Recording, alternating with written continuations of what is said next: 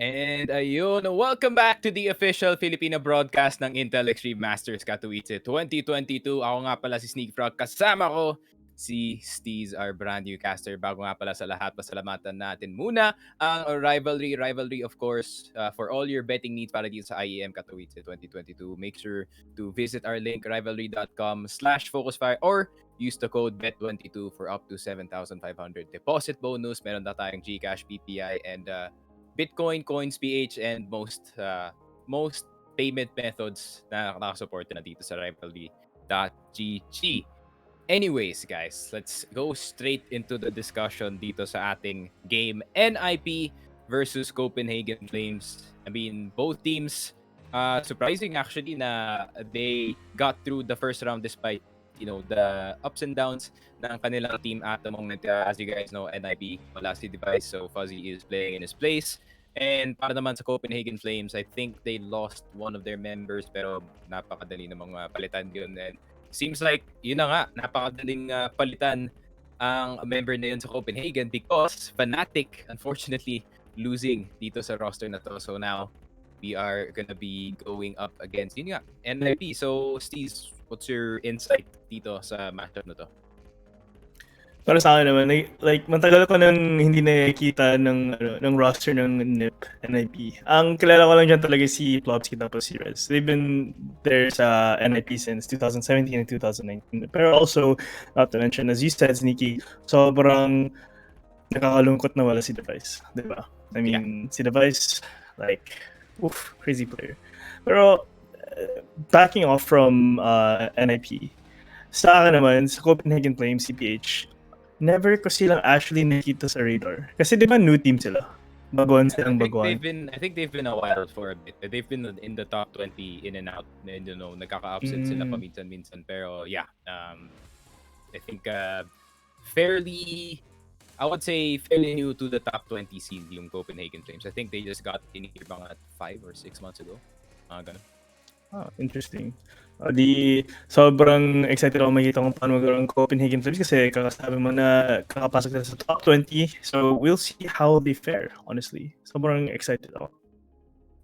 I mean, me too. I really want to see kung ano talaga ang kayang i-offer ni Fuzzy, and especially yung kanyang rating doon sa match against Wisla Krakow was actually really good. The last time na nakita natin si Fuzzy, he was actually struggling up against yung mga ibang teams doon sa last tournament ng NIP, which is I think the major pa.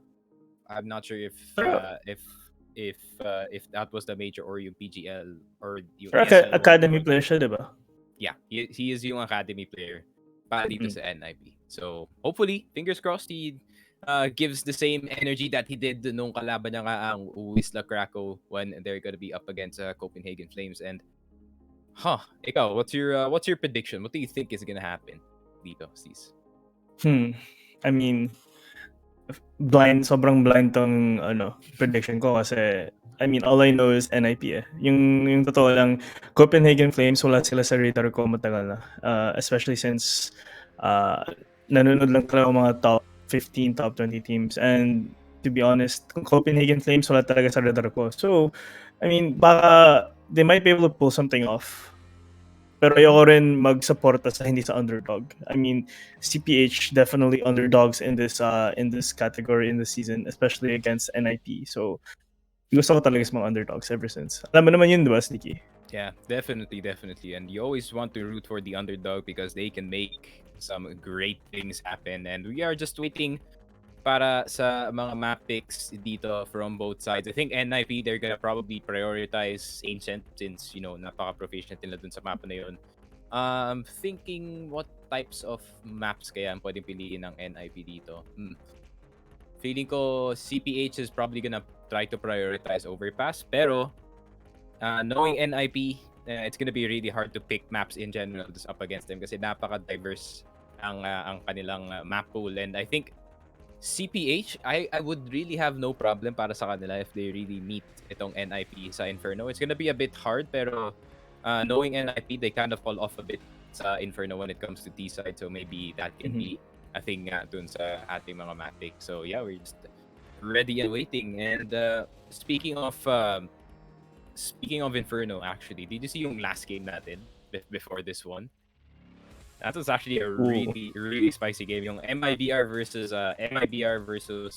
Astralis, actually. And I really thought that MIBR had the game in the bag in Nuke of all the maps. Pero, Astralis, level-headed. Medyo na mental diff, I think, yung MIBR doon kasi I think there was one round na nag-take yung MIBR doon sa B-side and after the round ended, namatay si Turtle and you can see it in his face na pag ganun na lang siya. I'm like, I have no money. Like, how can we do this dito sa next round natin? And yeah, they one of those really just got mental lift. Yung punersa talaga na pero hindi kaya na ng mga players. Exactly. Well, I mean, coming back to it, CPH also did. We already have the map picks, naman. So CPH Flames picked Nuke, and NIP picked Mirage, and CPH with Overpass for the last map. So what are your thoughts na ganyan ang map picks natin ngayon? So makikita natin Nuke, Mirage, and then Overpass. Sobrang interesting na laro na to. Overpass. Ay. I'm really thinking because if Device was here, I think they would have a stronger Overpass a stronger first map actually because you can't really replace Device's stable opping, especially pagdating sa CT side, and he is forced to be reckoned with when it comes to T side as well. So the rifling is definitely gonna affect yung performance dito ng NIP, but you'll just have to wait and see. I mean, Rez is on the team, Hampus is on the team, napakadaming magaling na riflers from NIP that is on their roster, so you can't really underestimate what can they do in this first map. So you'll just have to wait and see indeed. Nuke, I mean, we did see earlier how it panned out for the last team that played the team T side, so not really good news para dito sa NIP that they're gonna start for CT. So yeah, CPH. Let's see what you can do kasi I'm really looking for an upset. Very interesting set of utilities na nasa hawak ng CPH, pero sa tingin ko, okay. Medyo default sila ngayon, Is that the double dualies dito sa side? Naka-ready na yung molly. Naka-ready na yung molly. Look, makikita natin kung napakadaming damage pa dito sa site. The flash is gonna go in. The shots are gonna start to fire. Pero si Wedge at si Javi nakapasok na dito sa site. And that's gonna be an easy plant. One pop lang, nakuha na nila yung control dito sa site. NIP stuck outside. Can they really do anything?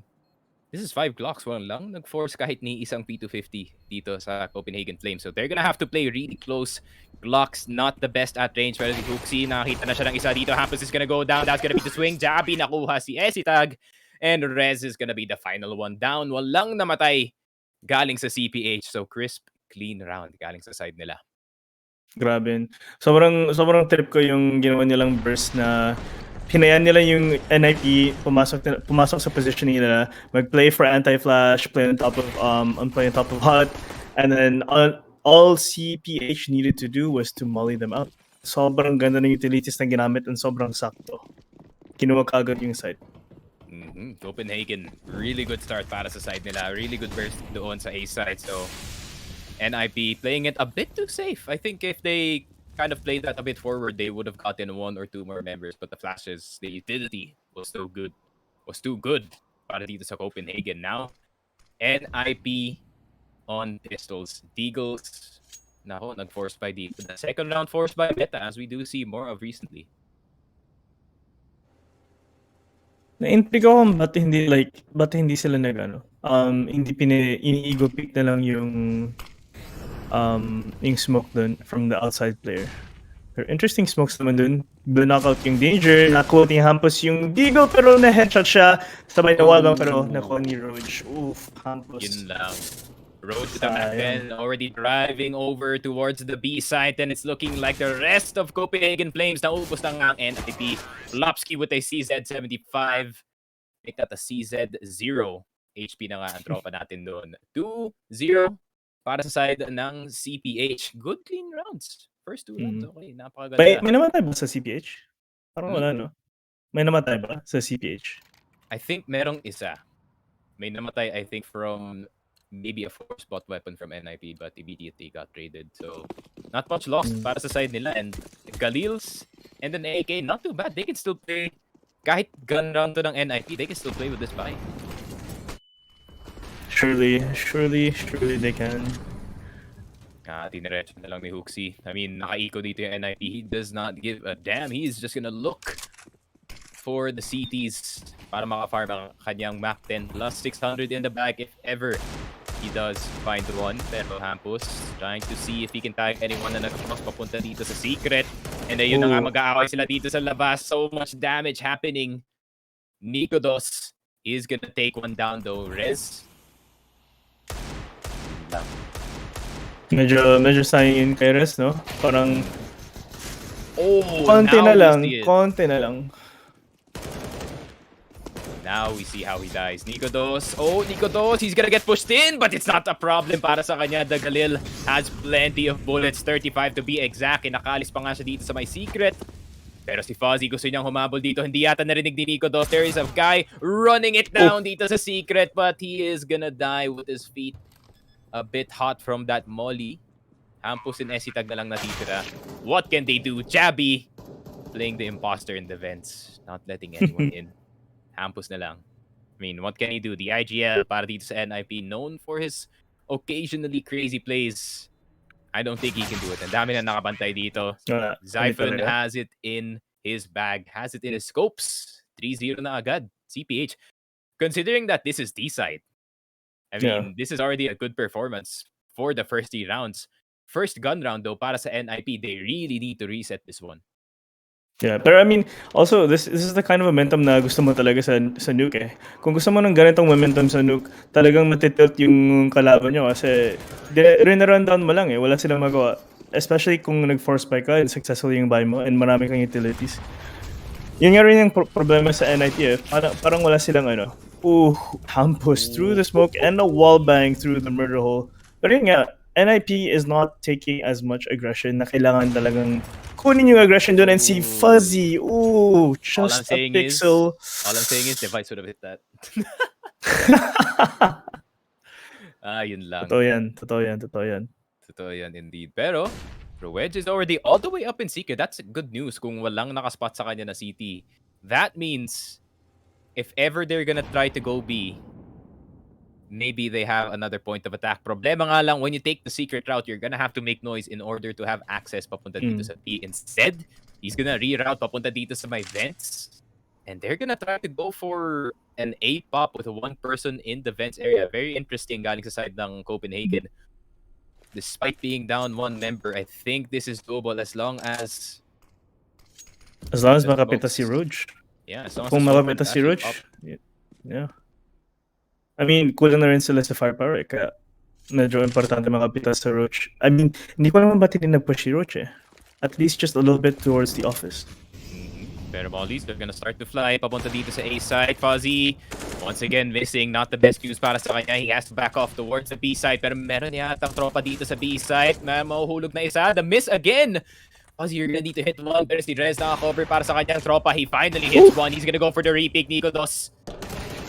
The wall did protect him in the end. Pero si Wedge na kanina pa dito sa vent. Nakuha niya si Esitag. Plant is gonna go down. 8 seconds left. Pero Wedge from the side.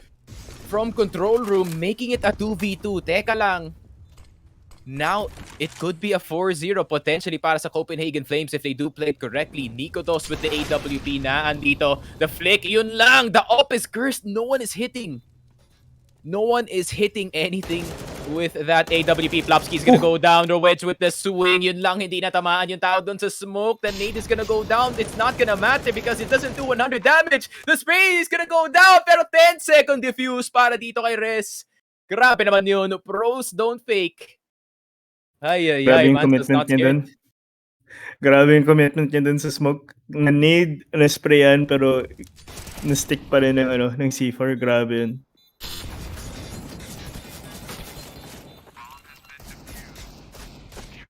Pero sa akin naman doon ng CPH, I mean, kaya-kaya naman sana din yun eh. Pero sobrang pangit ng positioning ni... Sino ba yun? Si Nikodos sa Dark.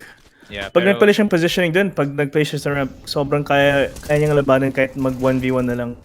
Or at least 1v2. Ooh, Pero makita natin NIP. NIP. Ooh, a little bit more aggressive. I like it. Narinig ata ako, Sneaky. Narinig ata. Yeah, sinabi nila, yeah, we need to get into more on the lobby in terms of control.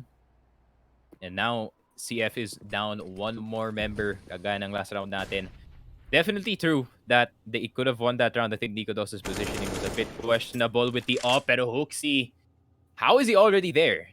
No resistance. I think masyado yata nag-focus yung NIP doon sa lobby control that the outside di yata naagapan. And I think Hampos played it a bit too passively, pero he cannot swing out. As soon as he swings out, there's gonna be a Nico Dos na naka-AWP, nakatutok pa sa kanya dito. I mean, nasa spot siya ng one and done. Makarap lang siya ng isa, pero matatrade siya kaagad. Ooh, pero kung wala siyang mahanap, Nico Dos finding Hampus instead. Sobrang sayang yung position na yun. Medyo questionable yung mga positioning ng NIP tas CPH players ngayon, pero kaya pa naman. 4v4. 3v4 actually.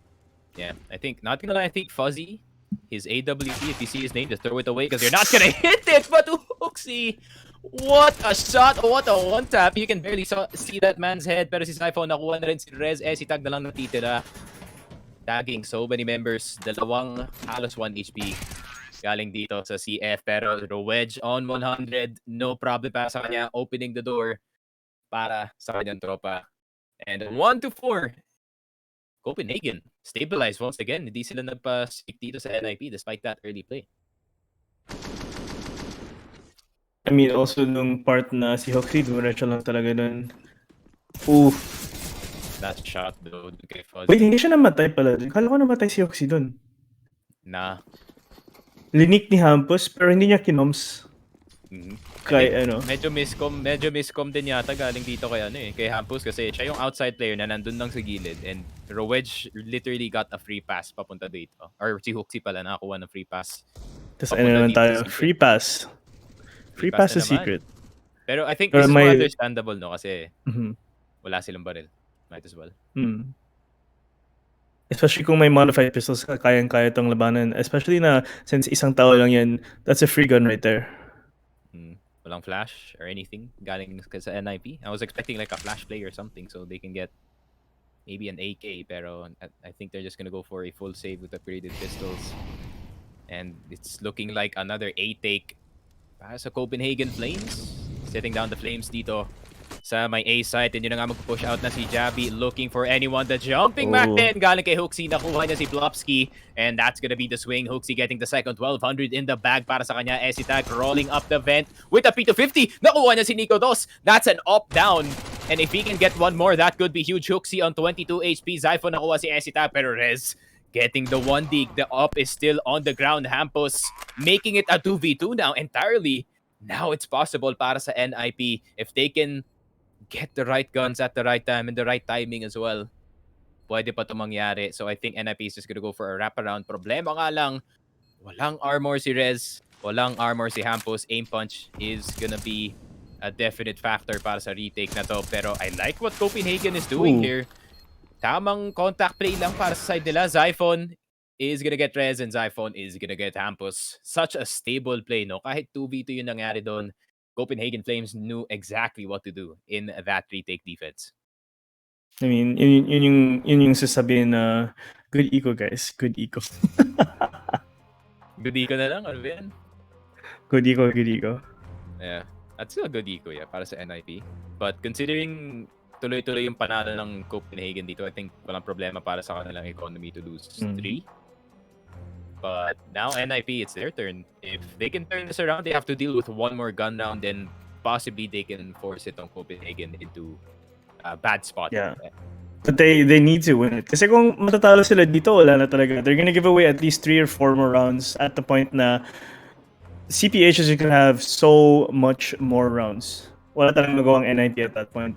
And also, kailangan rin talaga yata ng NIP maging more risky sa plays nila. Kasi sobrang passive nila eh. Wala silang nakukuha ng information and wala silang nakukontrol, especially outside. And sa Nuke, sobrang importante na kunin yung outside control. Well, I mean, as a city, yung buong mapa. Definitely true. Now, CPH, they're just gonna keep hitting A. They really don't give one.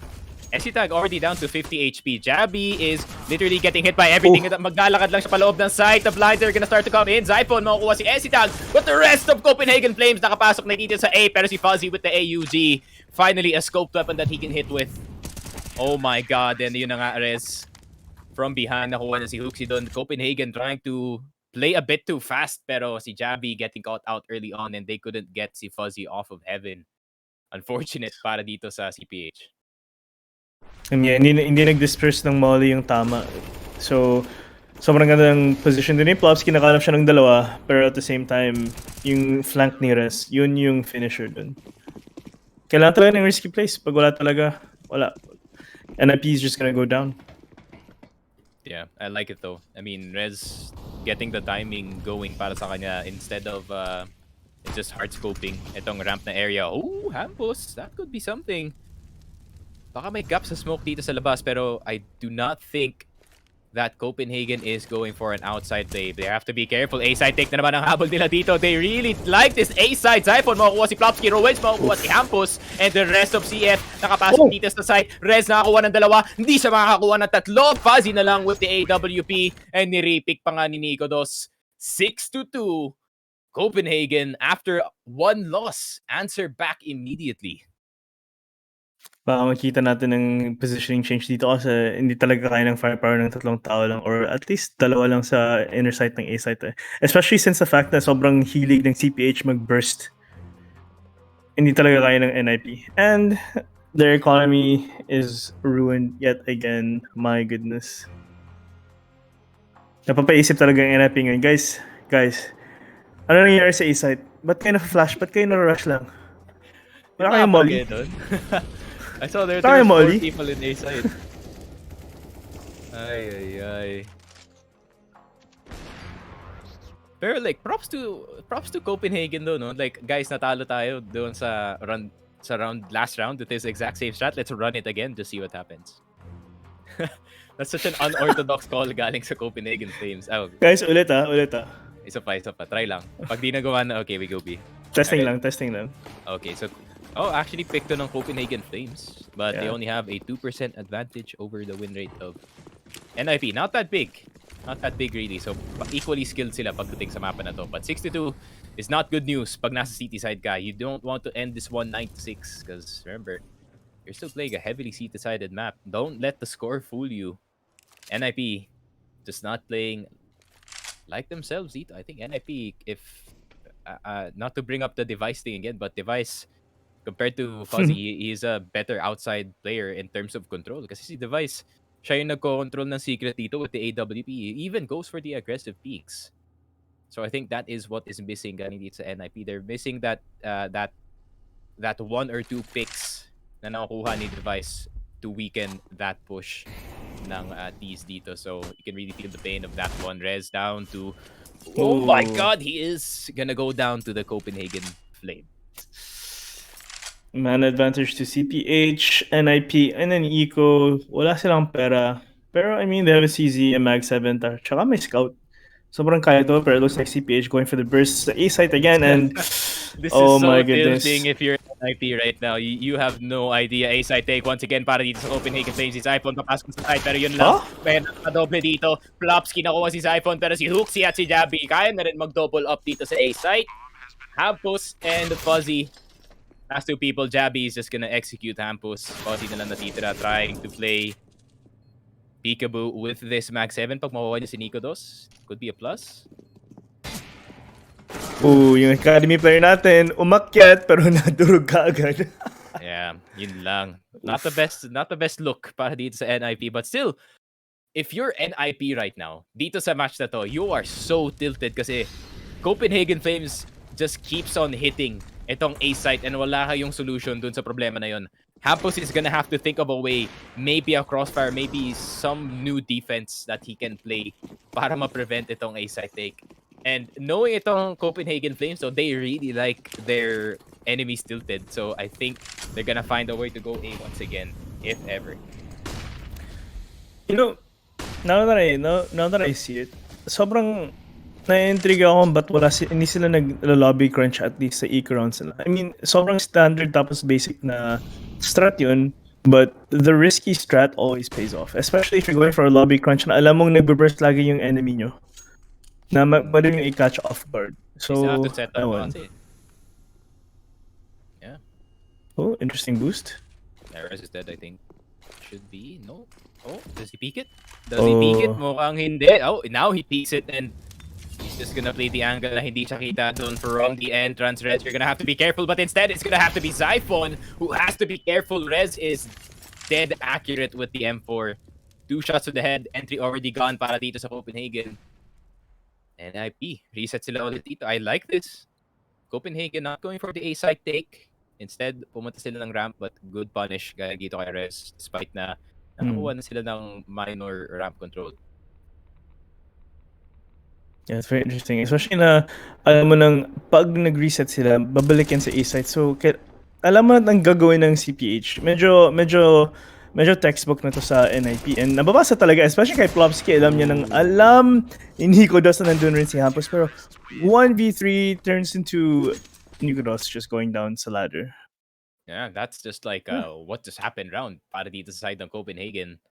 Actually, now they're gonna be like, all right, let's go back to A, guys. Like, let's not touch itong ramp. I think they're just gonna keep harassing itong secret and A. Maybe they're gonna try to catch any push galing kay Rez dito sa likod. Pero Copenhagen still 7 on the scoreline. NIP though nakakasagot na sila ng onti dito sa CT side, but they're gonna have to answer more. Because 3-7 is not a good scoreline if you're on the CT side. Here we go again. Here we go again. Nako, the swing! Esitag! Na-timingan si Tropa. Yun lang, 4v5 na ulit, NIP. Esitag is down bad right now, 1-11. Yun lang. Yeah, a little bit unfortunate for my man's Esitag. Kawawa naman si Tropa. Pero, going for the outside smokes naman dito. Roach finding Fuzzy. Pero, 3v5 naman. NIP, all they need to do is just hold the sights and try and find individual frags. Kaso, looks like CPH, they're just gonna go for the outside control here, try and lurk through the smoke. Pero Rez, baka makanap siya ng isa! Nawala si Hooksy and, wait, there's someone in garage. Oh no. The timing though. That's not good. Hampus traded though, pero 2v3. Sobrang winnable pa rin to sa NIP. Yeah, I think that's fine kasi they get ramp control para sa side ng Copenhagen Flames. So, either way, pero tignan mo si Jabby. Jabby has such an important position. Will he play the Among Us? Yun lang, Zyphon nakuha si Hampus, medyo KJ, pero Nico Dos nakuha si Plopsky. Mans does not even need to go for the flank because his teammates got his back. 8-3. And kumukha niya si Device. Maybe he is. Device actually playing for the other team, Copenhagen. Oof. Wait, where's Copenhagen again? Copenhagen is Denmark. Yeah, as our resident geography expert, Mr. Steez.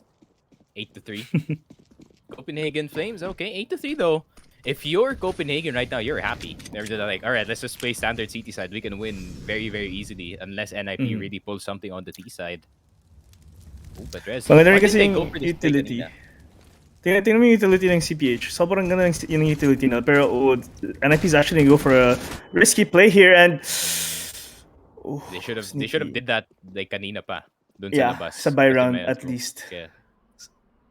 Yun yung favorite play ni Device and or ni Art pagdating sa ganitong outside play. Like you really just go for the pop dash every time. Pero yung deagle ni Hampus nakuha si tag kay dito kay Hooksy, but not a kill just yet. The swing, left, right, and center. Nico Dos and Hooksy instantly executing Hampus with the deagle. Nakuha si Nico Dos, pero CPH outside control in the bag. Aggression galing sa NIP, pero naka-pistol lang sila. Anong gagawin nila doon? The gun difference is too much. Good eco, guys. Good eco. Good eco, guys.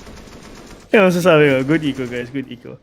I mean, yun nga rin Sige, hindi ko alam bakit hindi nila ginawa yun sa buy round. Mas maganda kung sa buy round yung ginawa, tsaka dalawang tao na nag-swing. Especially na, since alam ng NIP na sa labas sila nag-control lagi early round. Or, if they don't control early round, they go straight inside and walang smokes outside.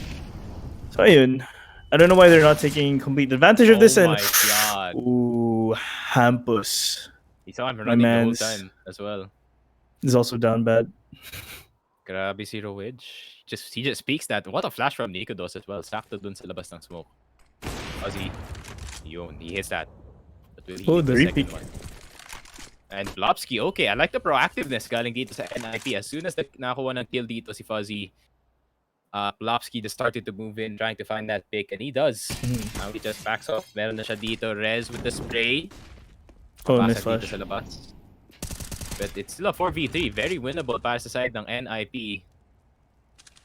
Very, very throwable too. I mean, yung isang player nila nasa si Ooh. Blobsky yun. He's in a one and done spot and wala talaga siya dyan magawa. Especially kung may outside control na sila. He's practically stuck. Especially now since Jabi's pushing their side. S-Attack is gonna be pushing away. They're giving away A-side completely. Jabi's just gonna slow clear it. Oh my goodness. NIP crumbling down one by one. I like the way that Javi is clearing itong A-side though. He's not going all the way, pero Rez, yun lang. Hindi ata na-call, pero Hooksy with the tap. Fuzzy na lang natitira, the rookie. Let's see what he can do. Academy tier offer. Kita natin yung you young pop blood. off, yun lang. Peeking out. Letting see Javi. Oh. Hooksy. Hooksy's like, welcome to tier 1, buddy. Did you see him laugh? Sa cam? Papatawa ka na lang. Like, what can you do, dude? I Javi mean, is in you're a jiggle position... peeking. Yeah, go. Sorry. Go.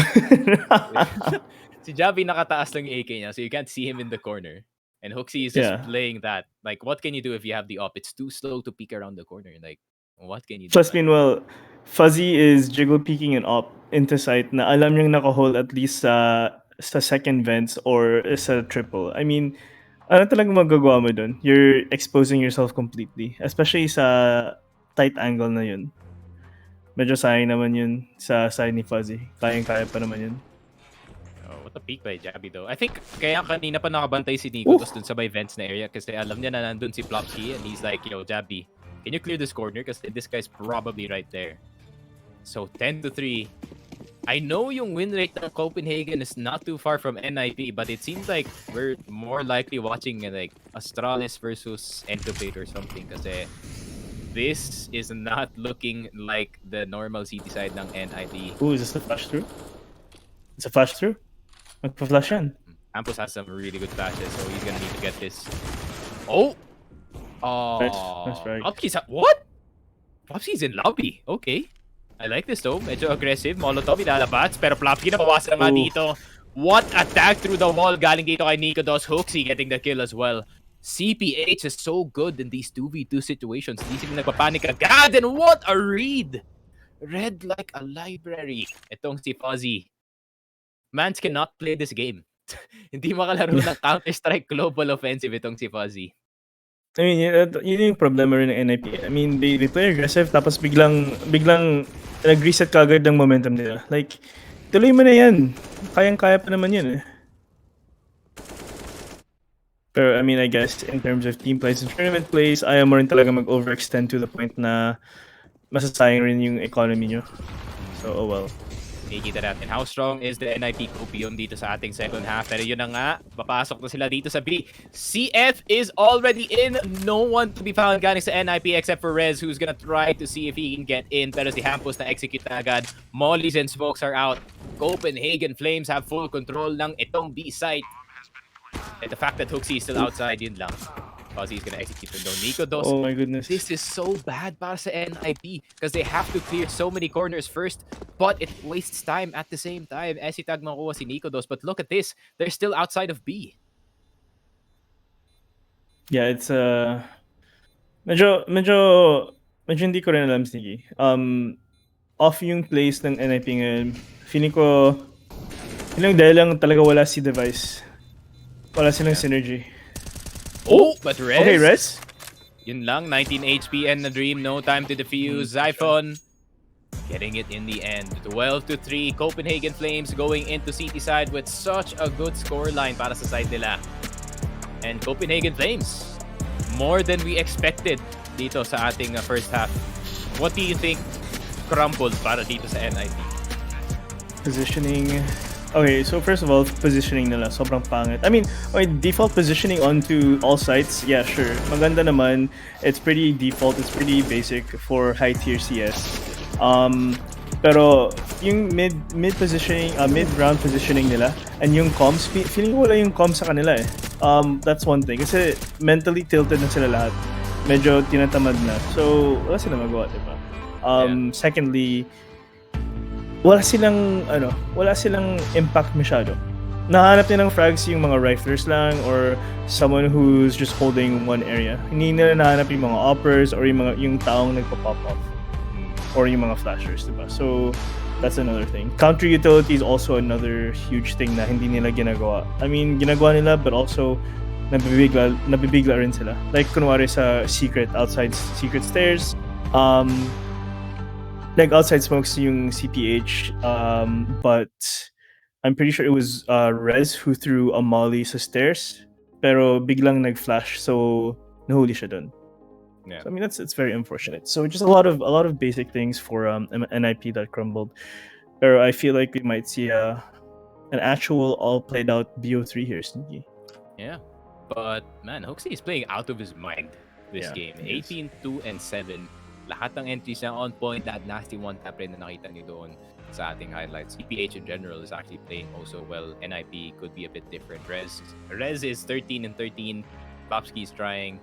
And the rest of the squad medyo na fall off. I think it's really understandable para kay Hampus kasi siya yung main entry para dito sa team if he's not gonna have good frags in general. But I really expect something to pick up, especially from SG Tag, who is 2-15 right now. I mean, not the best thing to happen, especially when you're on the CT side and you cannot hit anything, especially with the way na nilalaro ni SG Tag yung map. He plays such important positions, which is he's either yung first or second contact pagdating nga dun sa site, and if the first contact cannot get damage or the second contact cannot get at least 1 or 2 kills, then that's not good news kung kayo yung NIP.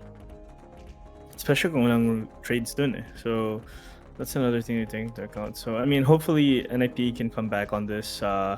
Feeling ko medyo mentally tilted sila. So kailangan nila ng mental reset, and we might see them come back a little bit. We'll see.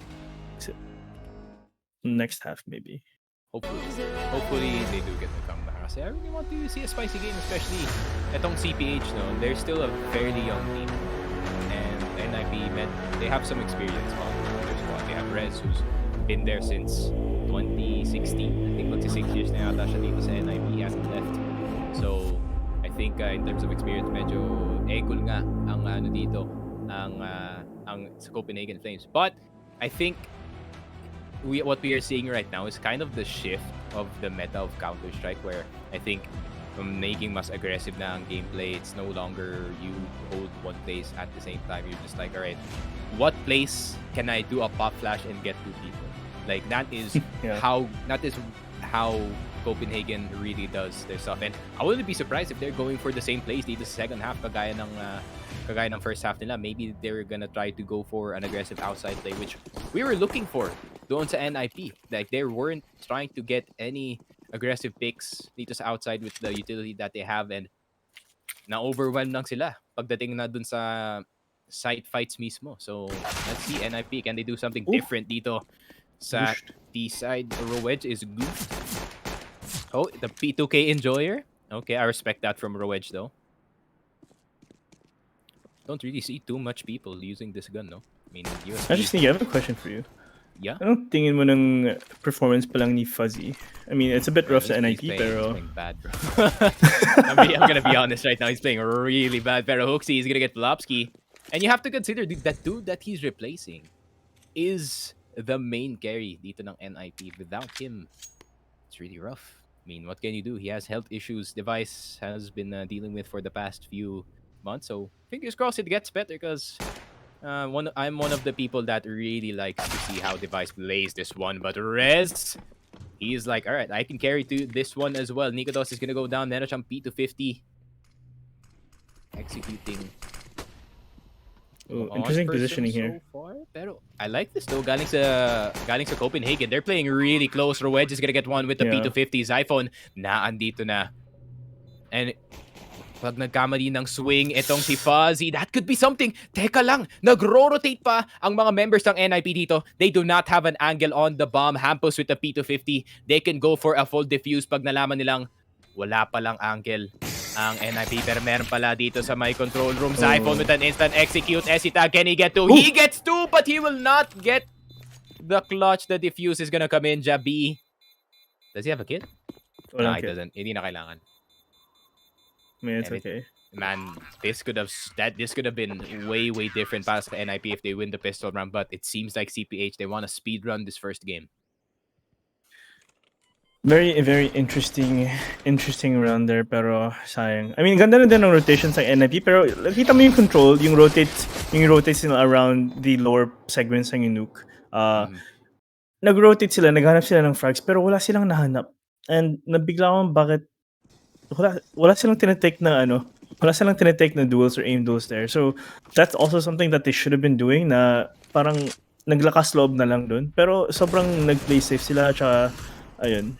That's just unfortunate there. Also unfortunate for Plopsky. Esita again, the fuzzy. That's a tilt. That's a tilter play right there. That play was made just to tilt NIP at this point. And oh my god, Jabi! Oh my god. Wala na to. He's in their heads, bro. Wala na to, man. I'm not saying it's over, pero in terms of mentally checked out na yata dito yung NIP. Like, if you're NIP right now, coach. Yung coach, nakatawa lang. Like, guys, just, Coach is like, oh no. This is gonna be a long one after this kasi this nuke shouldn't go like this. Especially considering na halos pantay lang yung win rate ng ng Copenhagen at ng NIP dito. But, yeah, considering the whole situation which we've been beating to death for the whole cast, pero it's really something missing. And the pistols are gonna be out para dito sa NIP. Definitely possible sa kanila para manalo if they do find 1 or 2 picks. But I want to get back to that pistol round strat. I really like na itong Copenhagen, instead of just playing for the full retake, because that's usually the call pag nakapasok na NIP sa site, they just went in for the full fight. They're like, alright, we will challenge you dito sa site mismo. There's one more person that we can play with, and we can easily clear the site with it. But NIP looking to go for a 3-prong attack dito sa A site, and if it does work, then good for them. They're back in the game. Pero the Wedge making sure to prevent anyone who's gonna try to get into the site, turns around para hindi siya ma-flash. Hampus makukuha niya si Plopsky, or Hampus makukuha niya si Zyphone. Rezid Hampus doing in work dito sa site. Meron na sila mga barrel, problema nga lang, they can get poked out. CPH does not have to play too aggressive. They can look for the pick still, pero NIP, really good decision galing sa side nila. They're gonna go back into A to go for that reset. Rez is gonna try to get the pick. Oh, but instead, it's gonna be the peak. Hooksy with a fast reaction. Nakuha niya pa si Hampus doon. And Hooksy getting that double kill. I expected Hooksy to die there, but look at how fast he reacted. I feel like Hampus wasn't supposed to do that. Feeling ko Hampus, hindi like, pwede na siya umakyat. Like, nakuha niya yung info sa teammate niya. Nakuha niya yung info kay Rez. Yo, there's one there sa stairs. There's one in single door. Wag mo na i-peek. Well, I mean, I don't know if he says he don't peek it, pero hindi niya naman talaga kailangan i-peek ni Hampus yun eh. Sobrang sayang yung round na yun. Pwede naman sila umakyat tapos mag-reset kaagad kasi nag-reset na sila eh. So I feel like yung peek na yun was just an ego peek by Hampus to try and get some impact, but it just proved na hindi kaya ni Hampus makahanap ng frag doon. Yeah, I mean, playing too close to the flame indeed. Man's got burned with that one, so oof, not the best news para dito kay Hampus. And also, yeah, I was wondering why pinik ni Hampus yun. I was like, if I was Hampus there, I would just be like, alright, let's go to A site as fast as we can para maka-reset tayo and get in our own positions for the retake. But instead, try to go for the very risky peak. And if he does get Hooksy there, it's still gonna be 2 members low para sa side ng NIP. Nico Dos with the kill. But look at this, the spray galing kay Rowedge! Naubos na ang ninjas dito! And yun na nga, ninjas staying in their pajamas because they're gonna be sleeping towards this first map. Grabe naman ang Copenhagen Flames. 16-3. Yeah. It's their map indeed. It is their map indeed. I mean, makikita natin yung next map, which is a very interesting map as well. If I'm not mistaken, it is